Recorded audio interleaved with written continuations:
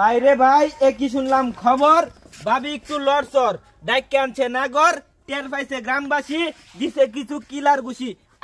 আচ্ছা ভাই এখানে কাহিনীটা কি একটু কইন তো আমারে ভাই।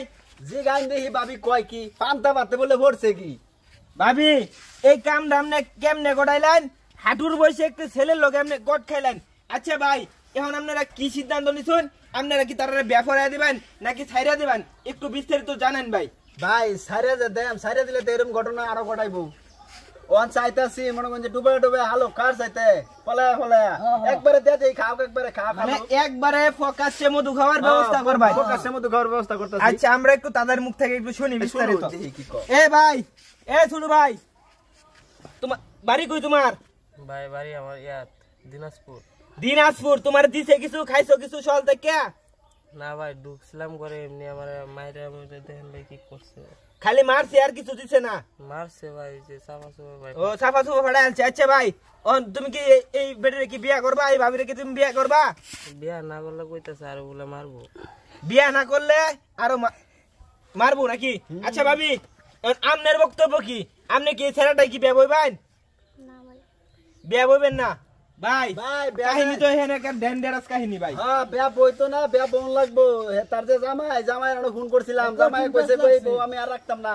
ও কঠিন পেস লাগছে জামাই হুন্নাছে ওনে জামাইরে ফোন দেওয়া হইছিল না লেরো মারো হর বই বেডি ভাই। হ্যাঁ তো সাজিন তলা তলা মধু এখন যেহেতু তার জামাই জানি আছে এই স্যাররে ধরে তার 10 লাখ টাকা কাবিন দা ব্যাপারে দে। ভাই এরকম চিন্তা ভাই করতেছি 10 লাখ টাকা কাবিন দা ব্যাপারে দেন। স্যারের বাপেরও ফোন দিছি, স্যারের বাপ মা চেয়ারম্যান মেম্বাররে কি ফোন টুন দিছেন? চেয়ারম্যান নাম্বারও ফোন দিছি, বেডির মা বাপেরও ফোন দিছি। স্যারের মা বাপ হইতাছে। ও তাহলে ঠিক আছে।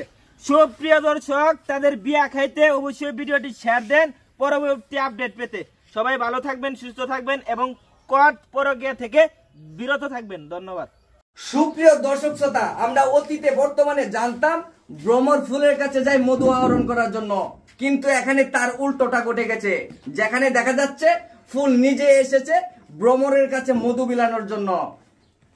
ভাই এটাই তো দেখতেছি এখন দেশ তো উল্টে আছে, দেশের পরিস্থিতি তো দাদা নেই রবি ভাই হ্যাঁ আগে জানতাম পুরুষ লোক যাইতো হেন হেন আর মহিলাই হচ্ছে এটা কি আমার আসতে বলছি কারণে আমি আসছি। হ্যাঁ আমার আসতে বলছি কারণে আসছি। তুমি আসবা। আচ্ছা ভাই হেড কাছে একটু শুনিছে বিস্তারিতটা। আচ্ছা আচ্ছা বলেন তো বিস্তারিত বলেন। মেসেঞ্জার থেকে আমাদের সম্পর্ক হইছে, সম্পর্ক হওয়ার পর হইতাছে আজকে 3 বছর ধরে সম্পর্ক। ও হইতাছে কয়েকদিন ধরে আমার সাথে ঝামেলা করতেছে। পরে আমি বিয়ের কথা বলছি, ও ফোন টোন সবকিছু ব্লক করে দিছে। ব্লক করে দেওয়ার পরে আমি কোনোভাবে তার খোঁজ খবর নিয়ে বাড়ি টাড়ি যাই না। পরে আমি এখানে আসছি।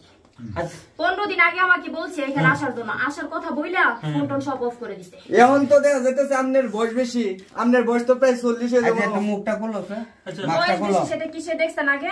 এই ছেলের বয়স তো 15 বছর মনে হয়।